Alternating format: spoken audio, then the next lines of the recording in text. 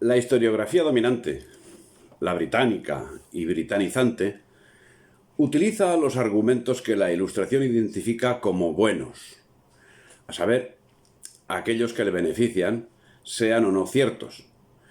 Entiendo que nosotros debemos estar en otra esfera y limitarnos a averiguar la verdad. Beneficie a quien beneficie, en la certeza cristiana que nos asegura que la verdad nos hará libres. Es por ello que, obviando la perfidia de la Ilustración, nos negamos a utilizar el lenguaje de la misma, que prostituye la verdad. Por ese motivo nos negamos a dar el adjetivo patriota a los separatistas, reservando el mismo estrictamente a quien corresponde, a saber, a quienes defienden la patria y su unidad. Luego se verá si la acción del patriota es justa o injusta, pero salvando siempre la pureza del lenguaje, procurando identificar el adjetivo con su sustantivo. Aunque los procesos separatistas de América tienen una unidad de acción, desarrollada en unos momentos determinados y con una estructura social equivalente, llama la atención que no en todos los lugares surgieron movimientos patrióticos armados claramente enfrentados a los separatistas. Así no se formaron guerrillas realistas en Norteamérica, Centroamérica ni Alto Perú. El motivo de esa inexistencia de guerrillas nacionales parece deberse a que en esos territorios el ejército regular controlaba la situación de manera holgada. En otros lugares y en medio de los enjuagues de mercadeo entre los libertadores y los usurpadores británicos, surgían movimientos independientes que, al estilo de Boves, mantenían la dignidad hispánica entre tanto traidor y tantísimo acomodaticio. Era el pueblo, a imagen y semejanza del que en la España europea se había enfrentado al francés y ahora se preparaba para luchar contra el liberalismo peninsular. Y es que el temor a la pérdida de libertad, que en unos aletargaba su propio espíritu de supervivencia, en otros, lamentablemente en los menos, fomentaba su rebelión. Así los mapuches, que ya se habían integrado en la comunidad hispánica y que habían sido especialmente manifiesta con el gobernador Ambrosio O'Higgins, el padre del separatista Bernardo O'Higgins, entendieron que el separatismo era contrario a sus intereses y en concreto a su autonomía, por lo que tomarían parte en la lucha antiseparatista y posteriormente formarían en las partidas de Benavides y de otros jefes guerrilleros que acabarían desarrollándose contra los gobiernos títeres surgidos tras la derrota. Y no se resiste al menor análisis la insinuación de que esa resistencia estaba siendo llevada a cabo por peninsulares descontentos. El ejército real del Perú, que en 1809 contaba con 5.000 hombres, dobló esa cifra en 1818, cifra que a su vez fue nuevamente doblada en 1820, cuando alcanzó el mayor número de efectivos, un total de 23.000. Cantidad que, tras varios altibajos, se repetiría en febrero de 1823 para reducirse drásticamente a 9.000 efectivos en septiembre y doblarse en 1824. Un movimiento de acordeón que no era el resultado del aporte humano peninsular, inexistente. Recordemos que desde el año 1817 no llegó ningún refuerzo europeo para los realistas del Perú. Étnicamente, la masa de las tropas reales estaba compuesta mayoritariamente por indios y se componía de unidades permanentes de veteranos y de milicias reclutadas según las necesidades con ámbito local o provincial. Indios combatieron en gran medida en el ejército español, en el regimiento de nobles patricios del Cusco, en los escuadrones de caballería aymara, en los regimientos de Chumbivilcas, el regimiento quechua de Paruro o el regimiento de línea del Cusco. En Chile, los caciques araucanos se aliaron y se alinearon con el general Pareja en Talcahuano en 1812 para combatir a los señoritos de Santiago, arremetiendo la ferocidad inhumana de los separatistas. En la Nueva España, donde el carácter de la revolución se vistió de indigenista, el apoyo de los indios al ejército nacional se plasmó en la formación del Cuerpo Patriótico de Voluntarios de Fernando VII y resistiendo a los separatistas en los principales pueblos. En la puna, los indígenas se mantuvieron neutrales, aunque mostrando cierta proximidad a los realistas. Comparando con las guerrillas separatistas, por ejemplo las de Juana Azurduy y Manuel Ascencio Padilla, en la actual Bolivia, nos puede dar una idea del alineamiento de los indios. En Venezuela y Nueva Granada, los negros apoyaron masivamente la causa del rey. Se ha aprobado la organización de las milicias realistas en castas, como el famoso batallón de Pardos de Arica o el escuadrón de dragones de Tinta. También sabemos que los negros de Chincha serían los preferidos para las unidades costeras. Sin embargo, tras las primeras bajas y ante la necesidad de cubrir la nómina de las distintas unidades, el sistema fue evolucionando hacia cuerpos amalgamados, compuestos en su mayoría de mestizos. Desde el principio, la proporción de americanos en las tropas españolas era abrumadora, y la traición de Riego no hizo sino confirmar lo que venía sucediendo y que nos presenta las guerras americanas sencillamente como un resultado de enfrentamiento entre patriotas que luchaban a sus expensas y separatistas que combatían con el apoyo logístico, económico, político y militar del mundo anglosajón, que cobraría sus servicios con todo lo que había a su disposición: tierras, comercio, metales preciosos, productos naturales, absolutamente todo. Y ya en plena derrota, esas fuerzas nacionales que nunca contaron con el apoyo desde la España europea, sencillamente porque se encontraba inmersa exactamente en el mismo proceso de descomposición que América, posibilitó el surgimiento de diversos movimientos autónomos decididos a morir en el empeño de defender la patria.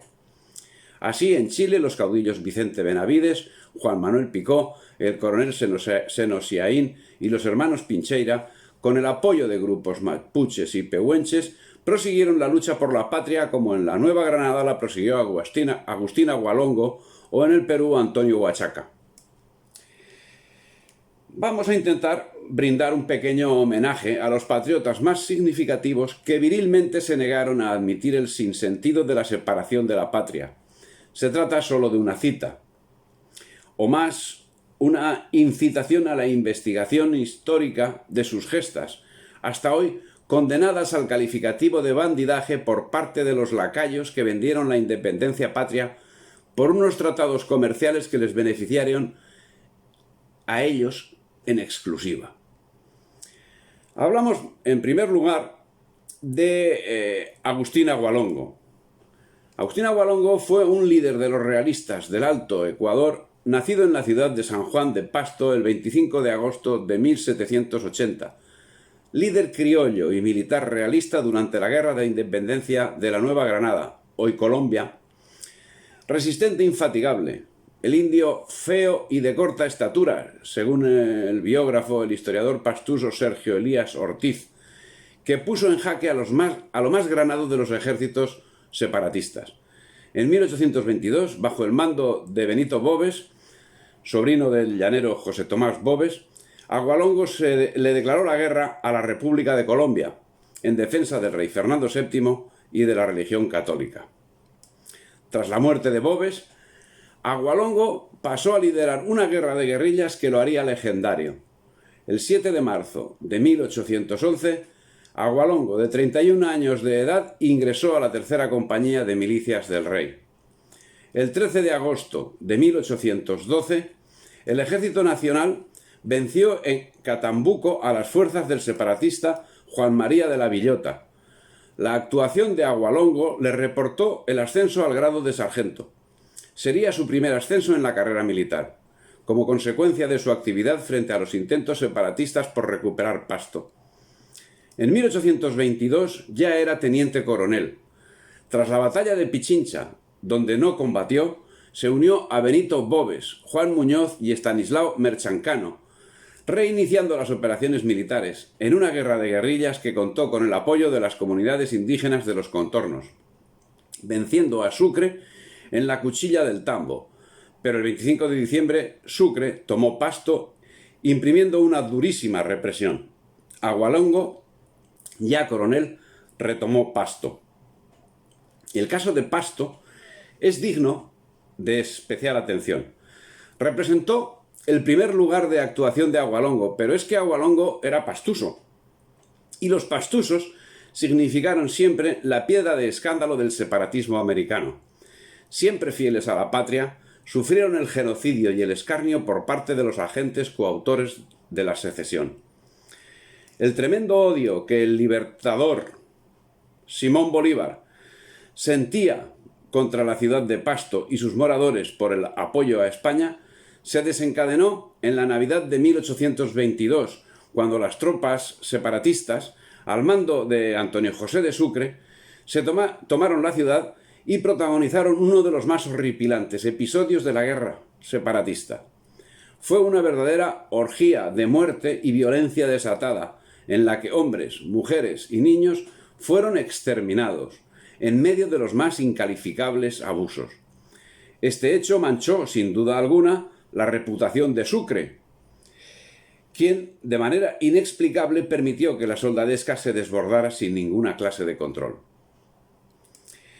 El 24 de diciembre de 1822, Antonio José de Sucre, como un acto de desprecio por el nacimiento de nuestro Señor, masacró Pasto. El ejército separatista, al que comandaba, llegó a la ciudad. La población huyó o se refugió en las iglesias y finalmente salió en procesión con la imagen de Santiago. Las tropas de Sucre no respetaron ni a los ancianos de 80 años ni a los niños de pecho. Quien más destacó fue Apolinar Morillo, el mismo que tiempo después sería la mano ejecutora en la conjura masónica dirigida por José María Obando y que acabaría asesinando al propio Sucre, liberándolo así de los posibles remordimientos que la caridad cristiana insiste esperanzada en encontrar en la mente del autor material de tamaño genocidio, que con toda justicia lo encumbra como Caín de América. La orgía de sangre del ejército libertador, compuesto mayoritariamente por mercenarios ingleses, no se detuvo ante nada ni ante nadie. Arrasaron los templos con sus caballos, arrastraron las imágenes con sogas, saquearon todos los bienes materiales, profanaron los sagrados, violaron a las mujeres para después degollarlas.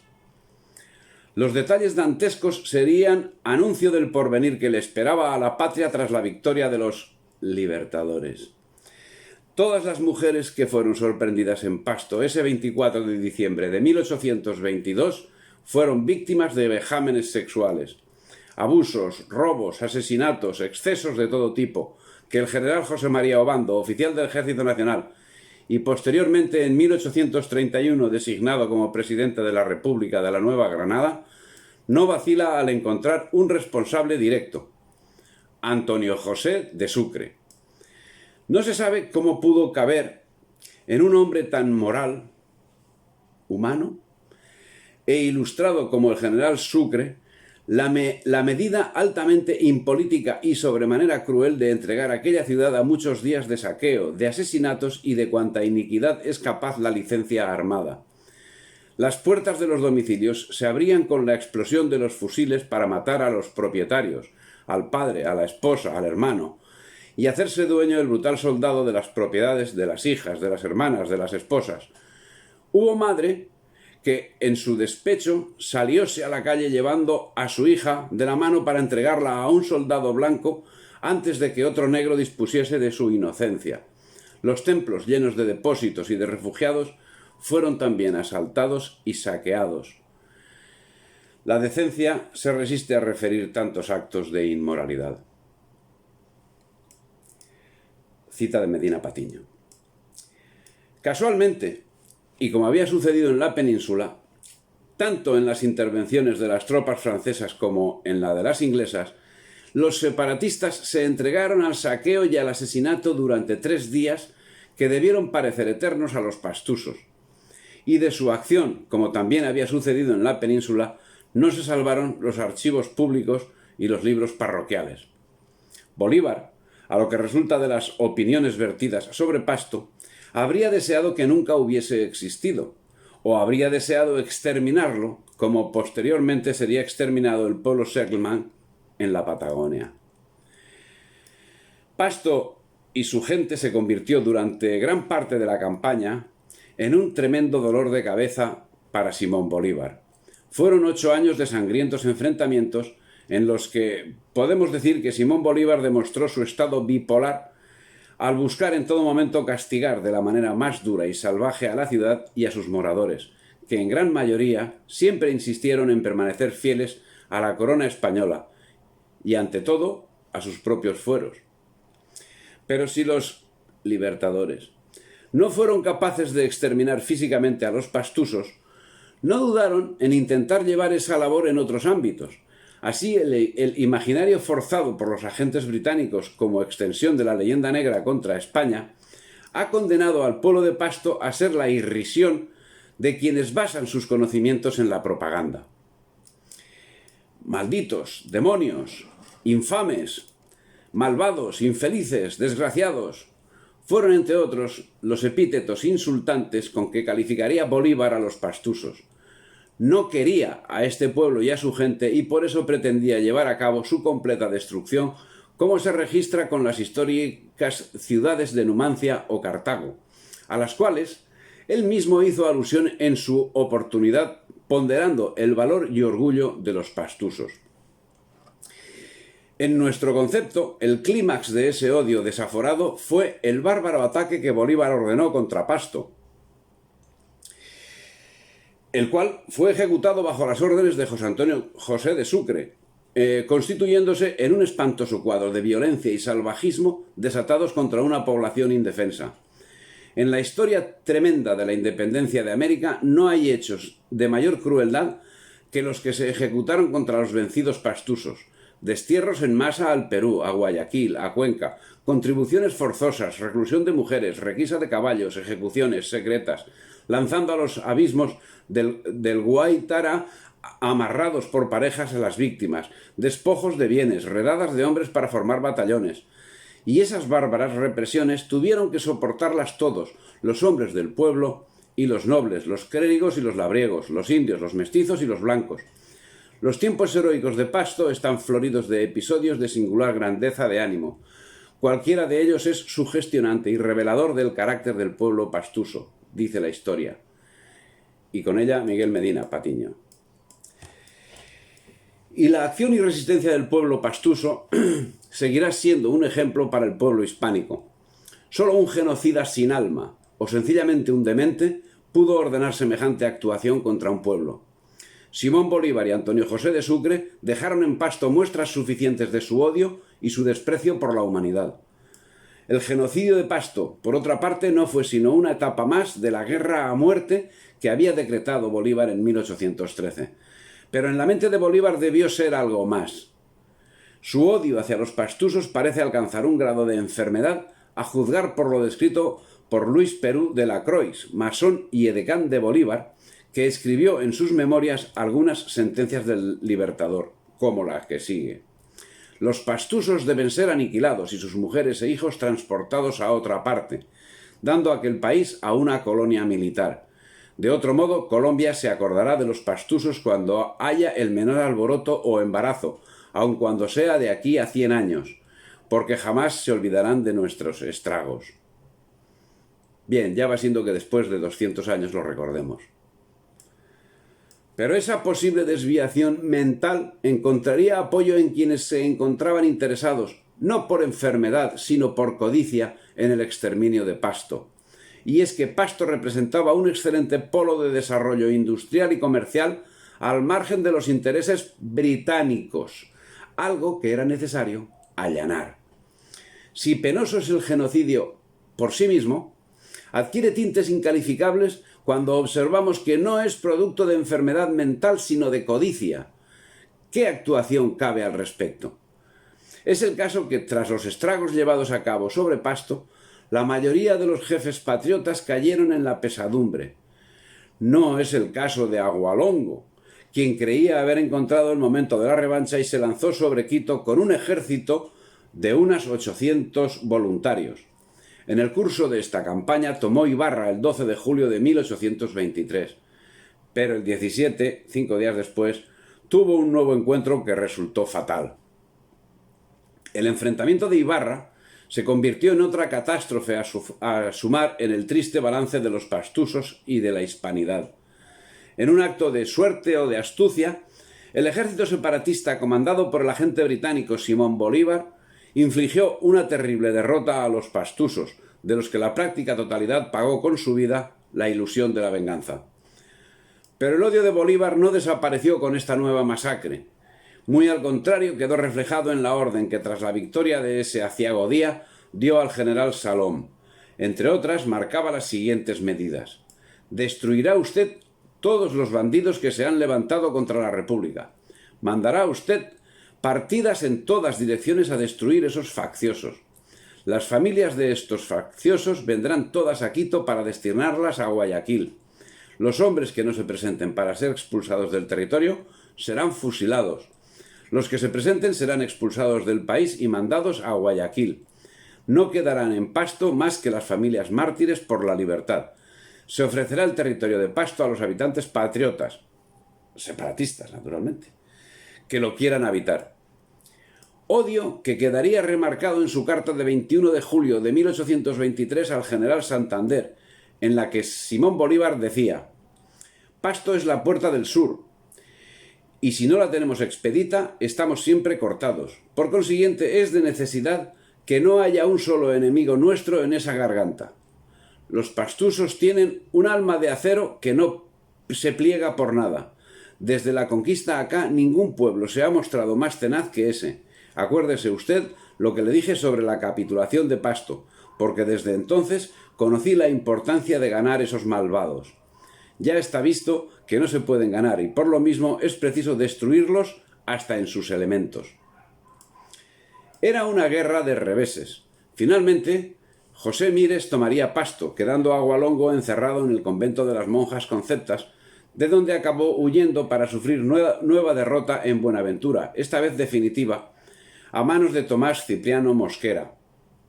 El 24 de junio de 1824 fue sorprendido por el general José María Obando, el mismo que acabaría asesinando a Sucre. Agualongo fue tomado prisionero, sometido a juicio.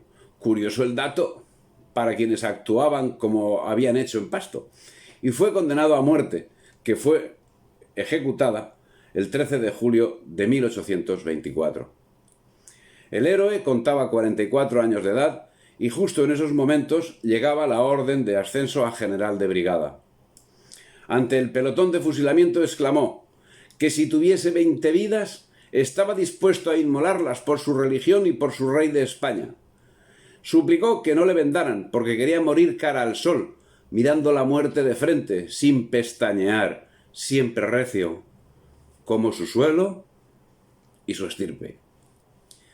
Gran espíritu hispánico de Agualongo, quien debe ser reconocido como héroe de la hispanidad, un personaje visionario que supo detectar la mala fe en aquellos criollos que con tanto ardor buscaron y consiguieron la ruptura de la patria con el único objetivo de satisfacer sus ansias economicistas. Agualongo se manifestó reiteradamente contra la actitud de los criollos separatistas, y en esas manifestaciones arguía aspectos que acabaron confirmándose tras la independencia. Los indígenas iban a perder sus tierras. Evidentemente, era un visionario. La marea de la tiranía no pudo ser contenida por el patriota Agualongo, que tuvo que sufrir la pasión y la muerte a manos del invasor sin que el coraje hispánico pudiese frenar la codicia de los agentes británicos, quienes encontraron su labor trillada por la indolencia del pueblo español, que sin remedio e incomprensiblemente, incluso para ellos, sucumbiría ante su tiranía. Bolívar encontró en Pasto resistencia patriótica que arrasó a sangre y fuego, pero no fue Pasto el único lugar que el tirano miraba con desconfianza. Así, con relación a Coro, que tantas muestras había dado de mantenerse fiel a la patria, manifestaba el genocida de Pasto en carta a Rafael Urdaneta el 24 de diciembre de 1826. El resto del pueblo lo creo tan godo como antes. Ni aun por mi llegada se acercan a verme, como que sus pastores son jefes españoles. Yo creo que si los españoles se acercan a estas costas, levantarán 4 o 5 mil indios en esta sola provincia. La nobleza de este país permanece renuente y abstraída de todo, pero cobrando millones, y Coro no ha valido jamás 1 millón. Pero España estaba perdida, y las peores pesadillas de sus enemigos no pudieron verse cumplidas, siendo que, además de ser el mejor sueño de los patriotas, hubiese sido la más lógica de las soluciones. Pero si en Pasto tenemos a Agustín Agualongo, en Chile tenemos a Vicente Benavides, a quienes San Martín y O'Higgins vencieron en la batalla de Maipú del 5 de abril de 1818, lo que marcó la separación de Chile. Tras ese acontecimiento, los separatistas acometen la invasión del Perú conforme al proyecto británico. Tras Maipú, Vicente Benavides, quien tras la batalla de Chacabuco de 1817 dirigió una campaña de guerrillas apoyado por los mapuches, es tomado prisionero y sentenciado a muerte junto a su hermano.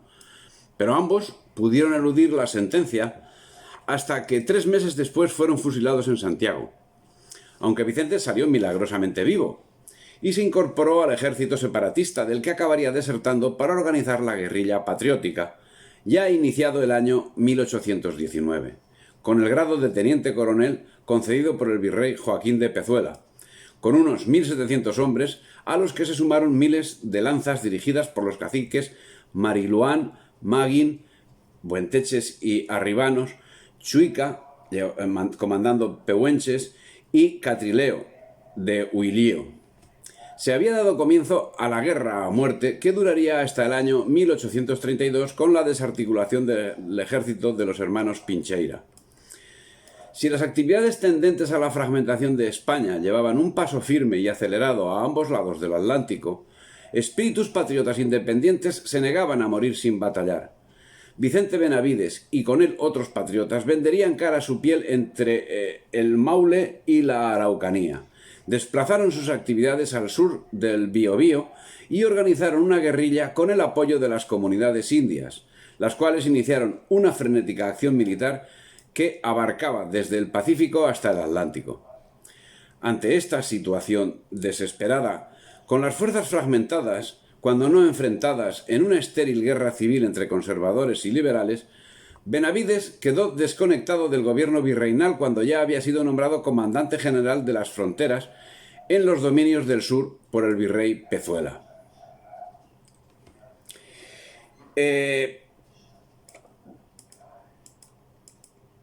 Con este título, Benavides se convirtió en el defensor de la tradición monárquica amenazada por los separatistas y controló los territorios fronterizos al sur del Biobío, a los que dividió en 3 frentes. Los llanos centrales estaban a cargo de Benavides. El cura Juan Antonio Ferrebú defendió la costa y los hermanos Pincheira se dedicaron al sector andino, siendo que en su lucha contaba con el apoyo de gran parte de los grupos araucanos y pehuenches. Esta actuación sería heredada por su lugarteniente, José Antonio Pincheira. En los 3 sectores se contó con el apoyo de los indios. No era nada nueva la actuación hispánica de los indios. A partir de 1783, los pehuenches malalquinos fueron una pieza clave en la administración hispana, la cual garantizaba el control de los pasos andinos de Villacura, Antuco, Alico, Anegado, Cerro Colorado y Curico. Los sucesores de Ancanamun fueron sucesivamente Pichintur, Millaquín y Pichicolimilla. Y serían ellos quienes apoyarían decididamente la causa hispánica junto al caudillo Benavides, quien organizó una guerrilla que se impuso militarmente frente a las tropas separatistas en una campaña de captación que iba alcanzando éxitos al compás de sus victorias. No era la de Benavides la única actividad contraria a los acontecimientos que irremisiblemente tendían su negro porvenir sobre toda la América. Mientras Benavides designaba a Juan Manuel Picó, y en el crescendo de la lucha acabaron tomando contacto con los hermanos Pincheira, quienes, apoyados por indios de la comarca, realizaban continuas acciones de castigo contra el nuevo orden establecido. La lucha sería sumamente encarnizada. Los patriotas tuvieron victorias y reveses, siendo perseguidos por las fuerzas del jefe separatista Pedro Nolasco Victoriano, quien al servicio de la oligarquía victoriosa en Chile, sin piedad ni contemplaciones, exterminaba a todos los prisioneros. En una confrontación que tuvo lugar en Chillán el 22 de septiembre de 1820, Juan Manuel Picó obtenía en la batalla de Pangal una victoria total sobre las tropas separatistas, y el sanguinario victoriano general de O'Higgins sería ejecutado por los patriotas. También sería ejecutado el jefe del ejército del centro, el británico Carlos O'Carroll, por su condición de extranjero. 4 días más tarde, en Tarpellanca, las tropas nacionales obtenían una nueva victoria sobre los separatistas. Sería el momento cumbre de la resistencia hispánica en Chile ante el avance del colonialismo británico. Concepción, Los Ángeles, Chillán y San Carlos eran liberadas en septiembre de 1820. Pero la alegría y la libertad duraría poco tiempo, dado que el nuevo orden que había dado al traste con España, con la seguridad y con la prosperidad, acabaría imponiéndose en Talcahuano el 25 de noviembre y en la Alameda de Concepción el día 27, a manos de un ejército compuesto en parte sensible por fuerzas británicas y comandado por el coronel Joaquín Prieto, quienes acabaron con la esperanza de Benavides. Prieto acabaría siendo presidente del gobierno. Los agentes sanguinarios habían sido ejecutados, pero tras la derrota de Concepción tuvieron un relevo digno, el coronel Arriagada, quien es calificado por la misma historiografía separatista, en concreto por Adolfo Márquez Esparza, como uno de los más inflexibles ejecutores de fusilamientos en masa, sin ninguna clase de proceso, sin exceptuar al clero, porque muchos sacerdotes se habían alistado en el ejército realista y formaban al lado de Benavides. El 9 de octubre de 1821, a orillas del río Chillán, se produjo la batalla definitiva de Benavides, que fue conocida como la de las Vegas de Saldías, donde el coronel Prieto acabó efectuando una feroz matanza de patriotas. Pero Benavides logró escapar junto a sus lugartenientes Bocardo, Ferrebú, Picó, Sebosiaín y Carrero, que se desparramaron por la Araucanía intentando zafarse de la implacable persecución de Prieto. La traición de Jorge Arévalo y de Dionisio Aguayo obligó a Benavides a desistir de su empeño, por lo que embarcó para Perú, siendo finalmente apresado el 30 de enero de 1822, cuando tomó tierra para hacer aguada. Conducido a Santiago para su suplicio, el 23 de febrero de 1822 sufría las mayores vejaciones. Era arrastrado en un serón por las calles y, tras ser ahorcado, el cadáver quedó en la horca hasta el anochecer, cuando fue descuartizado. Las extremidades fueron enviadas a los escenarios de sus actividades, mientras el tronco fue quemado. Un año más tarde, Concepción seguía siendo humillada con la cabeza del héroe encerrada en una jaula.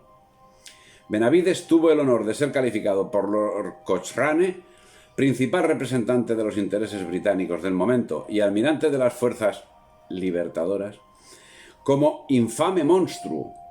A este respecto, en una edición extraordinaria de Gaceta Ministerial, el 23 de febrero de 1822, se señalaba: por la notoriedad de sus hechos, aún el más imparcial extranjero lo condenaba al último suplicio. Pero el Supremo Gobierno quiso oírle sus descargos y mandó se le juzgase conforme a las leyes, y resultando hallarse fuera de la protección del derecho de gentes, se le aplicó la pena que éste y las leyes de la República imponen a cada uno de sus delitos. Le sucedió el general español Manuel Picó hasta 1824, cuando fueron derrotados los realistas del Perú en la batalla de Ayacucho. Es a partir de este momento cuando entraría en acción la facción de los conocidos, de los hermanos Pincheira. Los hermanos Pincheira recogieron los restos del ejército de Benavides, del que en alguna forma habían tomado parte. A ellos se unieron 2000 indios que anteriormente habían seguido a este, dedicando su labor a acosar las provincias de Buenos Aires. La propaganda británica, como sucede hoy mismo, dominaba todos los ámbitos del nuevo Estado independiente. Por lo que, si Benavides fue tratado como delincuente, los Pincheira no podían aspirar a algo mejor. Sin embargo, debe señalarse que las guerrillas contaban con una organización militar y con una jerarquía de mandos conforme a lo reglamentado en el ordenamiento del ejército español. Cada grupo era comandado por un soldado de grado, subordinado al jefe de la partida, con el que mantenía la debida comunicación. El problema no era otro que la falta de referencia a una entidad superior, la patria española. Pero ese problema no correspondía a los hermanos Pincheira, que atendían a la perfección esa referencia. El problema estaba en la misma estructura orgánica de España, que había caído literalmente en poder de sus enemigos. los cuales no la parasitaban, sino que la dominaban en todos los ámbitos, y para quienes los Pincheira, como Benavides, como Agualongo, como Vargas, no eran sino un problema.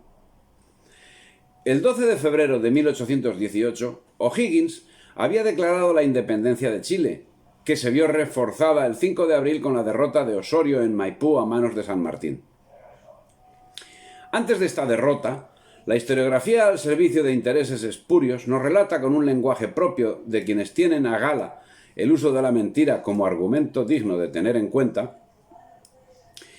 Veamos a Lenin, las obras escogidas, tomo 1.5, donde dice: dos tácticas de la socialdemocracia en la revolución democrática, y no solo Lenin, en contra de nuestros malditos oponentes, es decir, los católicos, todos los medios están justificados. Mentiras, traición, manipulación de las leyes, aunque sean contradictorias.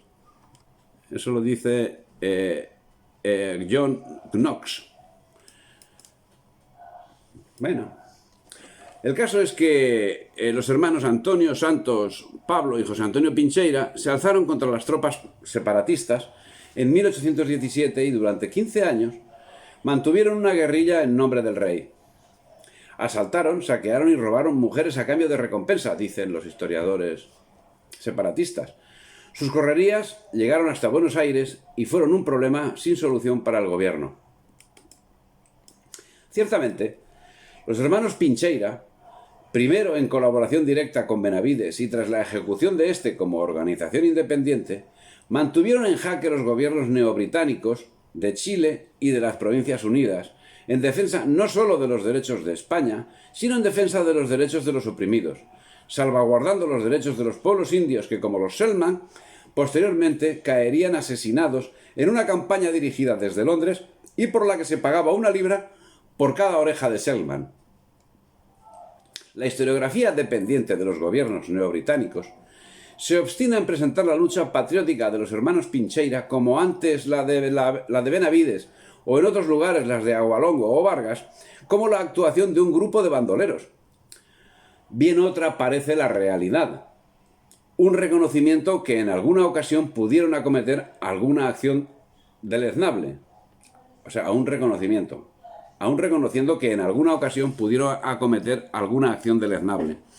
Pero no más deleznable que las acciones acometidas por los ejércitos neobritánicos dueños de la nueva situación.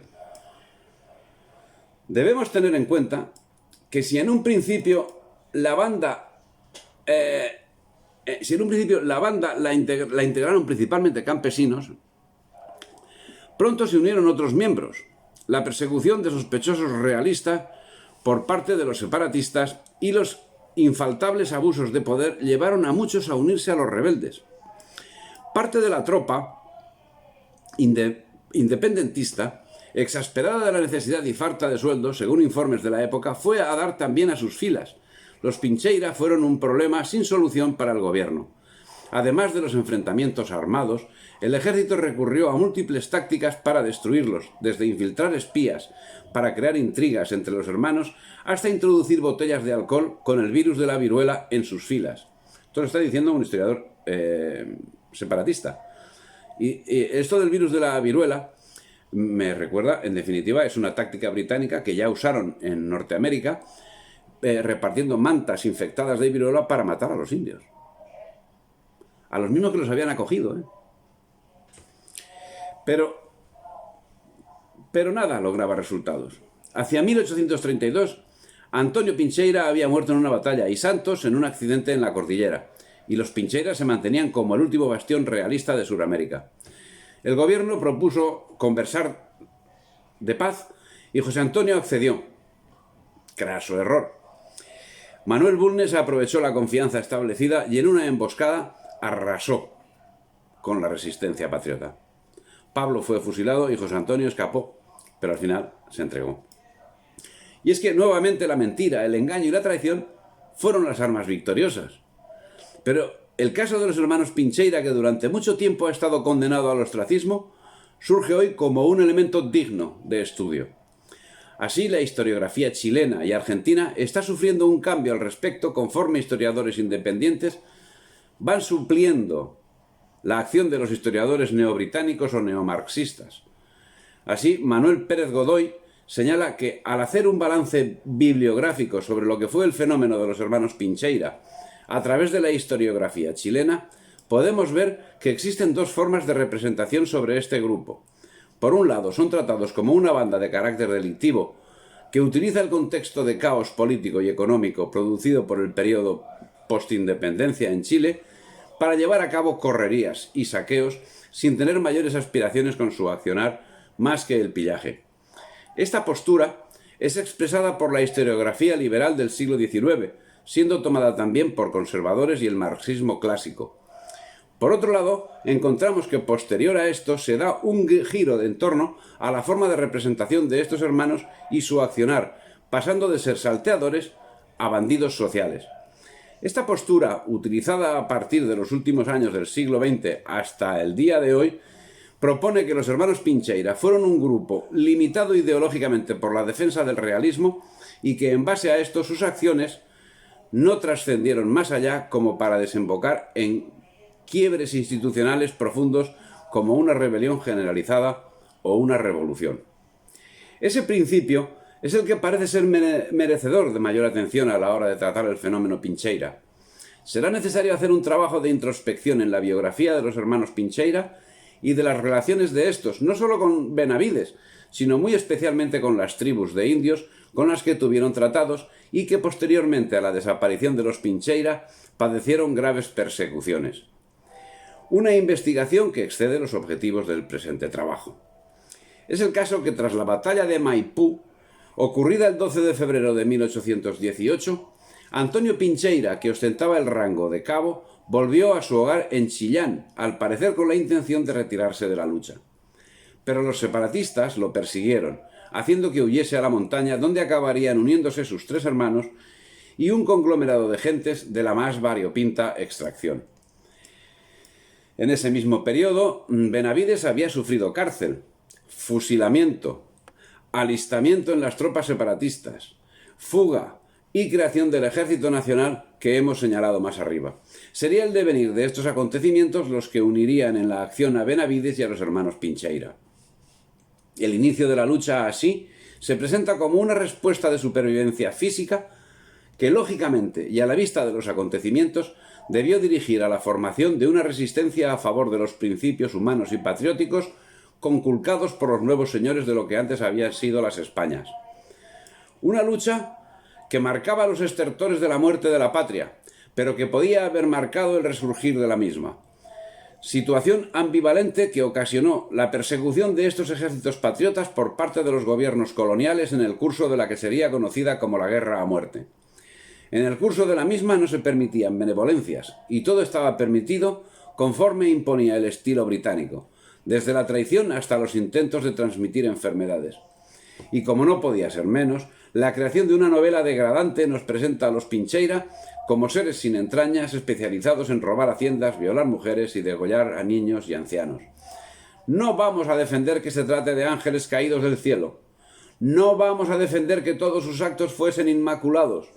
Vamos a defender que trataron a los enemigos de la patria con la misma benevolencia que los enemigos de la patria trataron a los patriotas, siendo que los hermanos Antonio, Santos, Pablo y José Antonio Pincheira se alzaron contra las tropas separatistas en 1817 y durante 15 años mantuvieron una guerrilla en nombre del rey, pero sin contacto con el rey, plenamente a sus expensas y abandonados por quienes debían haberles prestado apoyo.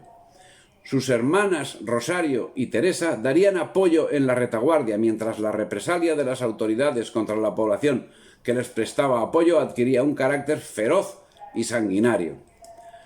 La propaganda liberal democrática de los gobiernos títeres mantenidos al calor de los intereses anglo-norteamericanos no dudaron en presentar a los Pincheira como banda de criminales, pero los hermanos Pincheira no eran un grupo de bandidos sino una guerrilla, y ello como consecuencia de que su actuación estaba movida por un ideal y por la defensa de la patria que les había sido robada. No faltaban las deserciones en el ejército separatista, que se sumaban al ejército patriota de los hermanos Pincheira, con los que acometían actos de envergadura, como la liberación de Chillán con las tropas de Benavides el 18 de septiembre de 1819, mientras el gobierno títere de Santiago celebraba, bajo la tutoría de las autoridades británicas, el primer aniversario de la secesión de Chile. Según Manuel Pérez Godoy, la acción de los hermanos Pincheira muestra una afinidad de los sectores plebeyos a la causa realista como contraposición a los patriotas separatistas, debido a circunstancias puntuales donde aflora un descontento a esta nueva forma de hacer política representada en la élite que se hacía cargo del país. Entre 1817 y 1832 asaltaron numerosas poblaciones chilenas, pero viéndose acosados y reprimidos en la parte chilena se radicaron en Argentina y sus correrías alcanzaron principalmente a Mendoza, pero también a San Luis, Córdoba, Santa Fe y el mismo Buenos Aires. Estos ataques se veían facilitados por las alianzas con los caciques pehuenches, quienes controlaban los pasos de los Andes entre Chile y Argentina. Pero es en 1820 cuando en el curso de la campaña desarrollada contra Benavides también se desenvuelve la misma contra los Pincheira. Arriagada, con una fuerza regular de 200 soldados, emprendió la primera persecución de Antonio Pincheira, entrando en campos neuquinos por el paso Epu-Lafken. Pincheira fue alertado y huyó a su refugio de Butallón. Mientras tanto, Arriagada redujo a cenizas los ranchos de Epu-Lafken y regresó a Chillán con algunos animales y 5 prisioneros a quienes hizo ejecutar en la plaza pública. Durante esta incursión, un tal Manuel Turra traicionaría la acción de los Pincheira y daría al sanguinario Arriagada las claves de seguridad mantenidas por los patriotas, los refugios, los códigos de comunicación, pero acabarán reorganizando la resistencia de forma que mantenían viva la preocupación de las autoridades coloniales, las cuales buscaban el fin del conflicto utilizando todos los métodos a su alcance, desde los diplomáticos hasta los de asesinato indiscriminado, utilizando los mismos métodos aplicados por los británicos contra los indios. Los gobiernos de las nuevas colonias británicas intentaron acabar con la resistencia de los Pincheira, introduciendo la viruela entre sus filas, como hemos dicho anteriormente. En 1823, el gobierno chileno había iniciado acciones diplomáticas con las partidas patrióticas ofreciéndoles indultos a cambio de ser nombrados en las fuerzas regulares criollas como soldados o jefes, o retirarse a la vida civil. Pero el gobierno chileno no se había enterado de que no trataba con bandidos, sino con patriotas que lógicamente rechazaron el ofrecimiento. En abril de 1823, Antonio Pincheira cayó sobre Linares y arrasó con el pueblo, matando al gobernador Sotomayor y llevándose como botín a las más bellas jóvenes del pueblo, entre ellas Clara, la hija del gobernador, que había sido asesinado.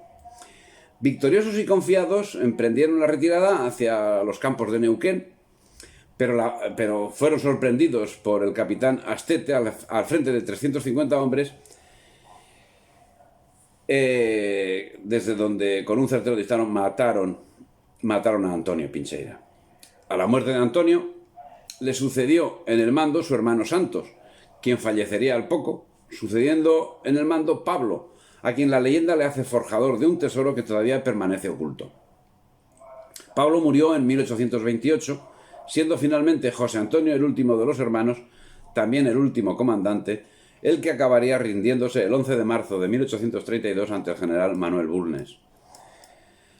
Fue durante el liderazgo de José Antonio Pincheira, que los ataques se hacen constantes. Según Raúl Fradkin, en septiembre de dicho año, el pueblo de Dolores fue atacado por un grupo de 300 indios, liderados por un teniente del rey, llamado Francisco Moreno, capitán de Pincheira. Además de esto, la alarma continuó con el temor a una invasión de 2.000 chilenos y pampas y por un ataque a Chascomús, por lo que estos nuevos ataques indígenas encabezados por los Pincheira volvían a amenazar a Dolores y a toda la frontera sur. Bajo el mando de Pablo, cuando en enero de 1827 el general Prieto arrasó el poblado de los patriotas, iniciaron estos su exilio. extendiendo la lucha patriota al otro lado de la cordillera y dando paso a correrías por la Pampa argentina, donde a lo largo del mismo año 1827, ya bajo el mando del hermano menor, José Antonio, tuvieron bajo su influencia ciudades como Neuquén, Santa Fe, Córdoba, Buenos Aires, Mendoza, Concepción, Chillán y Linares, controlando ambas vertientes de los Andes. Con los hermanos Pincheira, la frontera argentino-chilena pasó a ser un lugar estratégico de acción, por el hecho de que se facilitaba el contacto rápido con los aliados pehuenche u otros grupos de indios al otro lado de la cordillera, mientras en el curso de esta actividad el movimiento tomaba fuerza suficiente como para que en 1830 José Antonio llegue a tomar parte de las luchas políticas mendocinas, tomando partido por el gobernador Corbalán. La triunfante incursión en la Pampa argentina ocasionó que las autoridades de Buenos Aires aceptasen que se firmase el que fue conocido como Tratado de Carrizal, que fue firmado por el gobernador de Mendoza, Juan Rege Corbalán, y José Antonio Pincheira en 1829.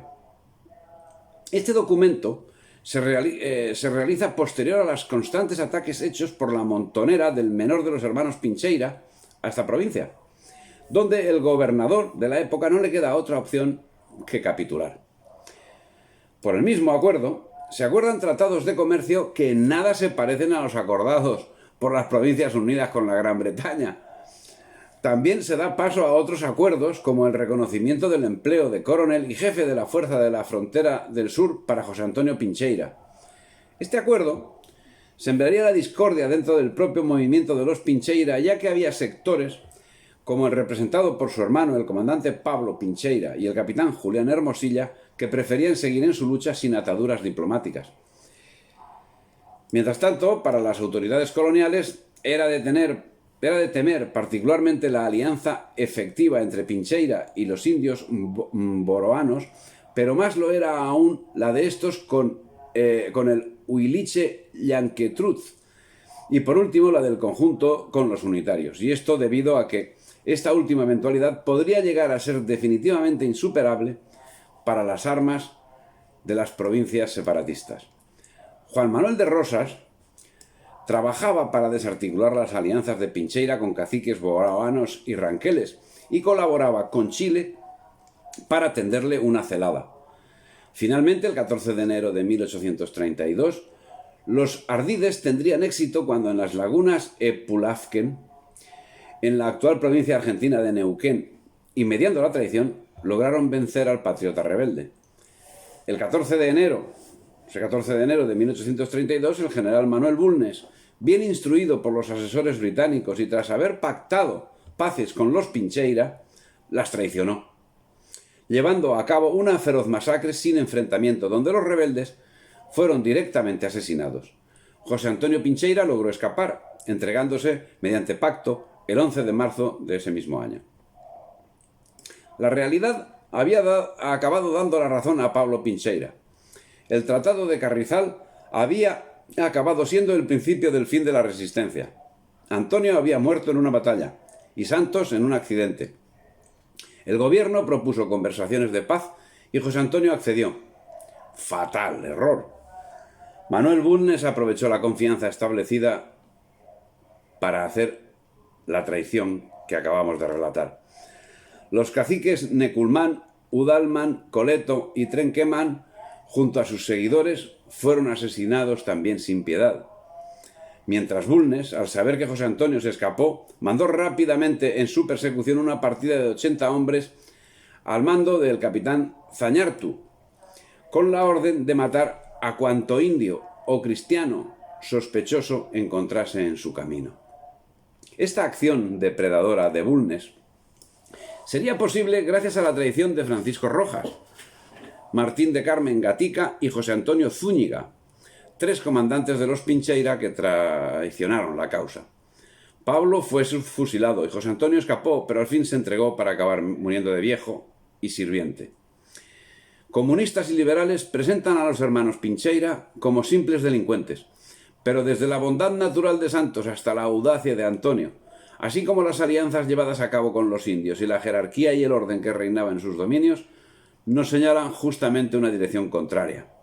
algo que hasta en épocas recientes se podía observar a orillas de los caminos rurales, pequeñas capillitas en su honor, como un verdadero santo popular. Lo que resulta evidente es que el liderazgo de Pincheira garantizó un territorio protegido que mantuvo el orden tradicional y la legitimidad del rey frente al desorden institucionalizado por los separatistas. Otro personaje a destacar es Antonio Huachaca.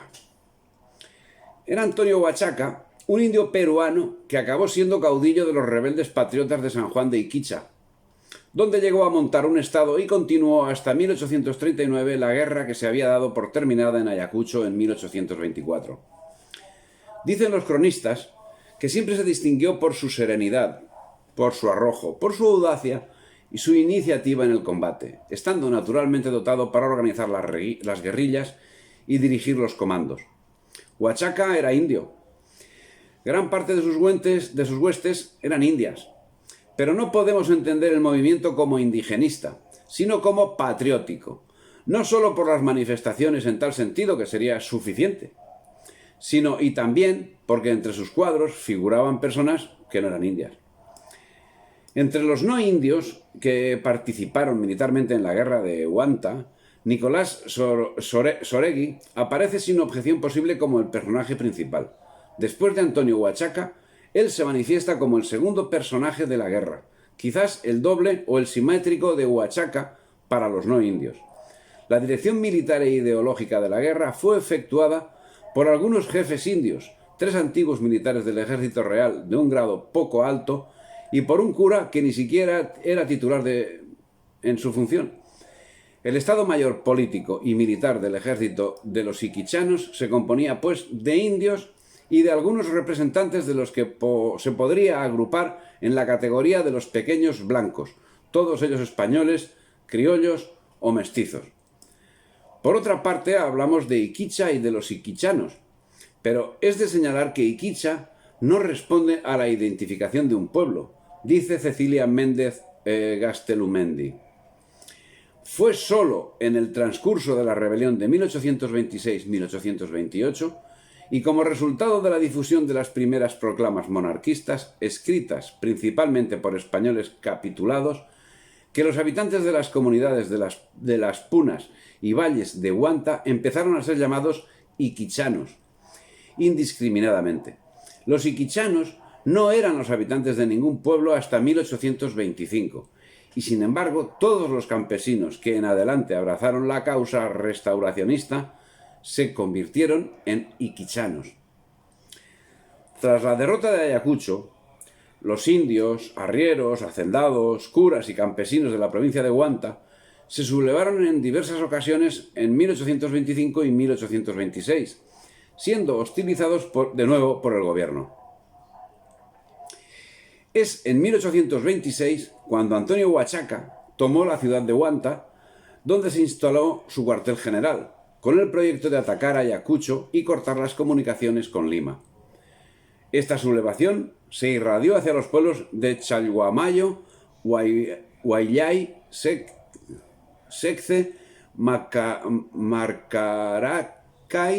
Huaychao, Carguahuarán, Cancaillo, Cuña, Ninaquiro y otros ubicados en las punas de Huanta, por encima de los 3.500 metros de altitud. El levantamiento popular se vio reforzado cuando a principios de julio de 1826 los escuadrones de húsares de Junín, que permanecían acantonados en Huancayo, controlando el desarrollo de las elecciones bolivarianas, se negaron a obedecer la orden de regresar a Lima. Los soldados redujeron a sus oficiales, se apoderaron de las armas y de los fondos públicos y partieron para unirse al ejército de los campesinos de Huanta, que en ese momento controlaban ya toda la provincia. Con estas unidades se inició el intento de asalto de Ayacucho, que acabó en fracaso, y comportó la venganza de la administración imperante. El general Santa Cruz aplicó una dura represión a la población, incendiando poblaciones, destruyendo ganado, encarcelando mujeres y niños. La represión fue dura como método disuasorio y más duradera que el tiempo necesario para expulsar de Huanta a los patriotas. Santa Cruz tardó un mes en esa labor, pero antes de un año, Antonio Huachaca reanudaría las actividades. Ante el rebrote de las actividades bélicas, la reacción del gobierno sería en principio conciliadora, proclamando un indulto y el reparto de semillas. Pero el 12 de noviembre de 1827, unos 1.500 insurrectos atacaron y tomaron Guanta, en la que permaneció la mayor parte de la población, en claro signo de connivencia con los libertadores. Pero sin apoyos y acusados por Domingo Tristán de pandilleros y de seducidos por intereses extraños, Antonio Huachaca le dio una contestación que deja al descubierto la decisión de los patriotas y su claridad de ideas cuando tratan de tiranos a aquellos que combatían. Si cree que los que han levantado la voz de la revuelta son solo un reducido número de pandilleros, debo decirle que vive en el error o en la mentira. Nosotros estamos orgullosos de que estos pandilleros sean nuestros hermanos y de combatir con ellos por la defensa de la religión, de los derechos de un soberano. Ustedes son más bien los usurpadores de la religión, de la corona y del suelo patrio. ¿Qué se ha obtenido de vosotros durante los 3 años de vuestro poder? La tiranía, el desconsuelo y la ruina de un reino que fue tan generoso. ¿Qué habitante, sea rico o pobre, no se queja hoy? ¿En quién recae la responsabilidad de los crímenes? Nosotros no cargamos semejante tiranía. Nosotros amparamos a nuestros hermanos y a nuestros semejantes, y no queremos arrancarlos de nuestros corazones. La experiencia de los acontecimientos recientes acaecidos en nuestras punas es una prueba sin equívoco del valor de las tropas que nos glorificamos en dirigir en nombre del rey. Más bien, vuestras tropas no se contentaron con robar, redujeron a cenizas nuestras casas. ¿Cómo puede entonces tratarnos como hermanos? Solo le permitimos dejar este lugar y firmar una capitulación duradera y honorable.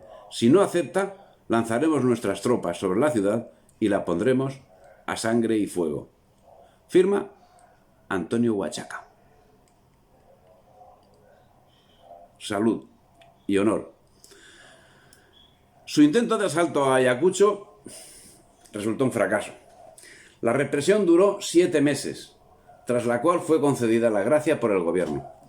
Pero muchos iquichanos siguieron el comportamiento de su jefe Huachaca y no la aceptaron, mientras que continuaron los gobiernos usurpadores de la religión, de la corona y del suelo patrio, según los había definido Antonio Huachaca. La respuesta del gobierno fue de marcado cariz británico. Se inició una auténtica campaña de genocidio. La pacificación tomó muy a menudo la forma de una campaña de exterminio.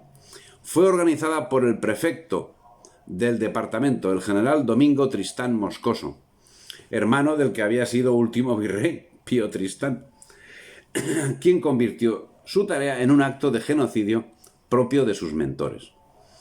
La situación vejatoria llega a ser de tal magnitud que el alcalde de Guanta, Nicolás Gómez, acaba relatando a Domingo Tristán, jefe militar, en su carta de 5 de febrero de 1828, una serie de excesos realizados por las tropas a cargo del comandante José Guillén, pero de nada le sirvió.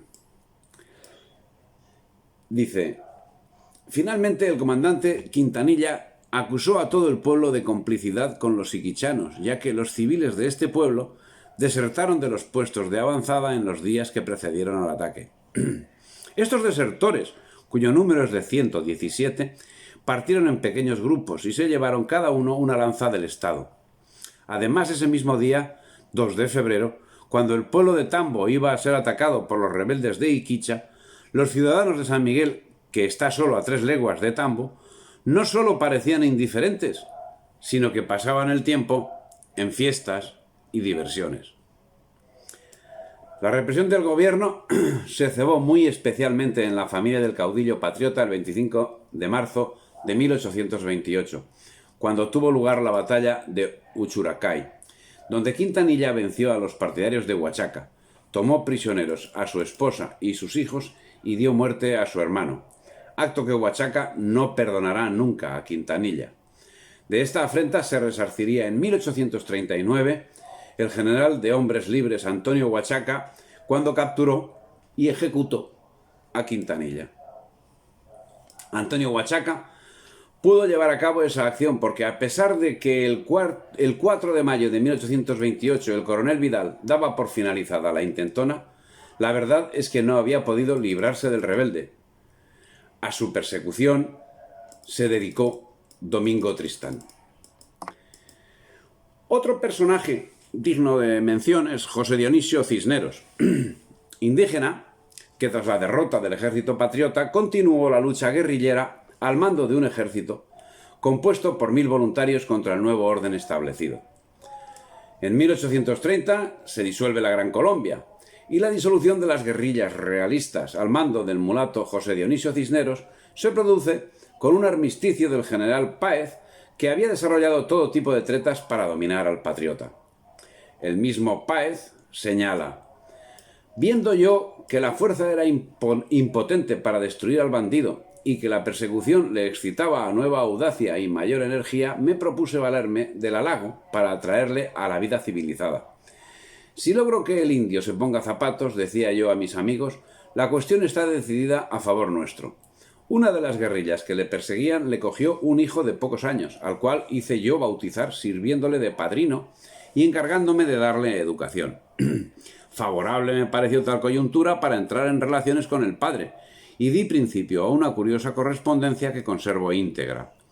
Comencé por informarle del parentesco espiritual que habíamos contraído, y el cual nos obligaba a ambos a tener la mayor confianza mutua.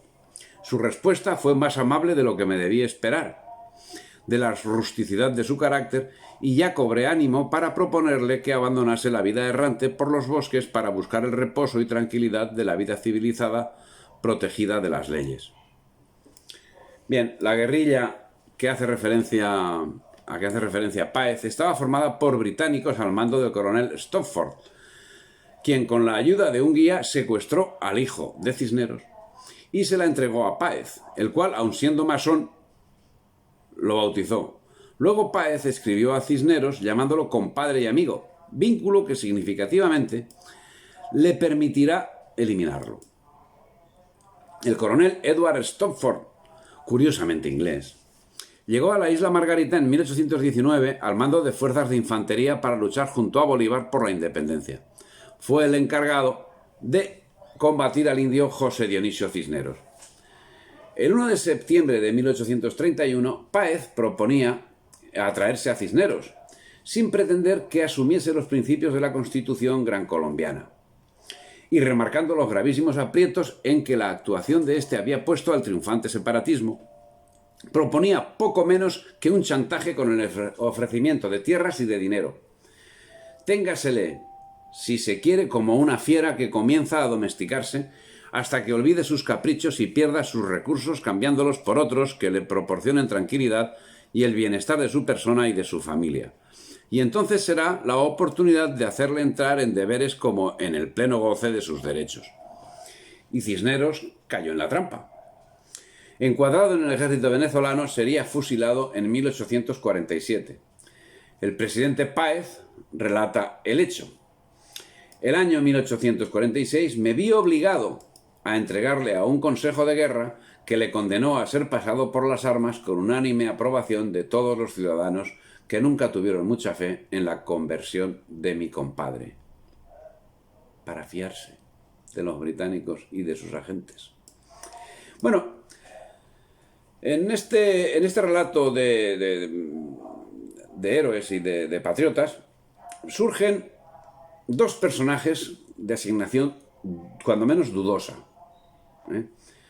Dentro del capítulo que nos acompaña, queremos incluir estos dos que, bueno, no hay duda de que estos dos personajes combatieron en algún momento en el bando patriota, como no hay duda de que uno de ellos, Pumacahua, fue ejecutado por las tropas virreinales tras enfrentamiento militar, mientras el otro, el indio Vargas, fue asesinado por Páez, después de haber conseguido que aquel desertara del Ejército Nacional. Bueno, vamos a centrarnos en Mateo García Pumacahua, cacique de Chincheros y brigadier de los Reales Ejércitos. fue ejecutado por los realistas el 17 de marzo de 1815. Su lucha, que siempre estuvo a favor de España, lo llevó a combatir al virrey Abascal en defensa de las órdenes recibidas de Cádiz, pero a lo que parece siempre por España. La historiografía separatista lo señala como un héroe del separatismo, pero de forma más señalada que en el caso del Indio Vargas, es menester concederle el beneficio de la duda si tenemos en consideración su trayectoria personal. En 1780 y 1781 destacó en la represión del levantamiento de Túpac Amaru y fue un hombre de la causa nacional, cuyo gran prestigio lo llevó al grado de coronel del ejército. Colaborador directo del arequipeño José Manuel de Goyeneche, quien el 17 de junio de 1808 había sido nombrado representante de la Junta Suprema de Sevilla. A sus órdenes sirvió Mateo García Pumacahua en un ejército compuesto en su inmensa mayoría por indios. El 9 de diciembre de 1812 llegó a Cuzco la Constitución de Cádiz. Como presidente accidental de la Real Audiencia e intendente interino figuraba el brigadier Mateo García Pumacahua.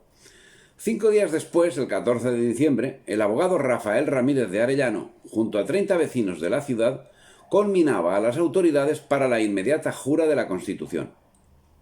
Pumacahua, detectando la gestación de motines, encarceló a Ramírez de Arellano y a otros implicados como Vicente Angulo, Gabriel Béjar, José Angulo y Manuel Hurtado de Mendoza.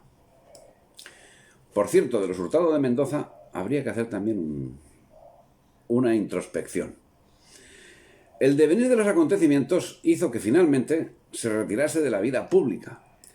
Retiro del que lo remueve el levantamiento encabezado por los hermanos Angulo del 2 de agosto de 1814, donde tenía significación el obispo Pérez Armendáriz y el coronel Saturnino Castro, jefe de los dragones de Cusco y temido por la inmisericordia de sus acciones. En los mismos escenarios que 10 años después contemplarán las acciones del patriota Antonio Huachaca contra los separatistas victoriosos, Mateo García Pumacahua se sublevó en 1814 en defensa de la Constitución española de 1812, de corte liberal. Detrás de esta sublevación parece encontrarse el hecho de que la oligarquía criolla se resistía a llamar españoles a los indios. Aspiración manifiesta de estos y en concreto de Mateo García Pumacahua, algo que en su caso se ve reforzado por el hecho que el virrey Fernando de Abascal no lo ratificó como presidente de la Audiencia Real. La historiografía separatista, y particularmente a partir del siglo XX, da a Pumacahua un cariz conforme a sus intereses. Aquí no vamos a intentar algo similar. Solo nos limitamos a señalar que las circunstancias en que se vio envuelto Pumacahua lo forzaron a tomar unas decisiones que lo enfrentaron militarmente no a España, sino al virrey Abascal. Dos concepciones enfrentadas del hecho de España. Otro personaje es Juan de Dios de los Reyes García Vargas, el Indio Vargas, que nació en Venezuela, mestizo, hijo del canario Juan Manuel Santeliz y una indígena de la etnia Gayón. Criado por su padrastro Cecilio Vargas, organizó las guerrillas de Siquisique en la provincia de Coro, dando apoyo a la llegada de Monteverde. Tras su desaparición, los hombres acabaron reuniéndose en torno a José Tomás Boves, quien, sin apoyo de nadie, mantuvo en jaque a las unidades de los agentes británicos, dominando toda Venezuela antes de la expedición española de Morillo de 1815. Las guerrillas seguirían su acción hasta el año 1829 y apoyaron una última tentativa de organizarlas por el coronel Arizábalo. Pero eso sería ya sin el concurso del Indio Vargas, quien había cambiado de bando en 1821. Antes de la deserción, en 1812, junto a Monteverde y con el respaldo del cura Andrés Torrellas, su director espiritual, había tomado Barquisimeto, San Carlos, Valencia, San Mateo y La Victoria, apoderándose de Caracas tras la capitulación de Miranda. Otros movimientos contrarrevolucionarios populares se sucedían, entre ellos los llaneros de Eusebio Antoñanzas.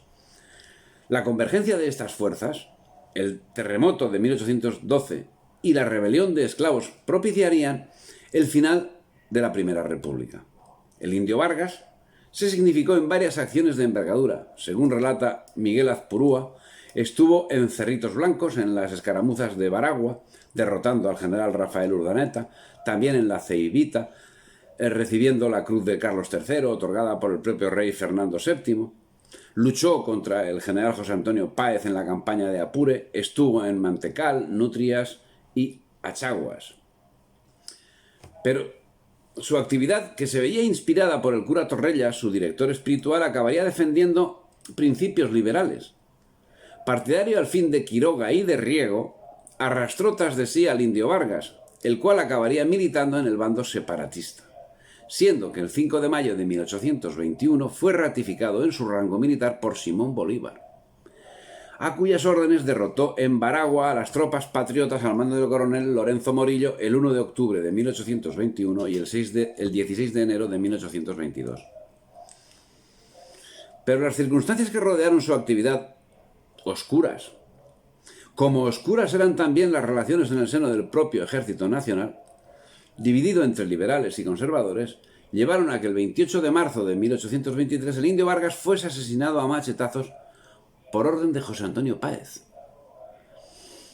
¿Es digno el indio Vargas de formar en la nómina de patriotas, siendo que acabó sometido a los enemigos de la patria? Es difícil determinar el asunto, y todo apunta a que no, francamente. No obstante, aún cabe la duda, dado el fin que tuvo bajo la tiranía del retorcido masón José Antonio Páez.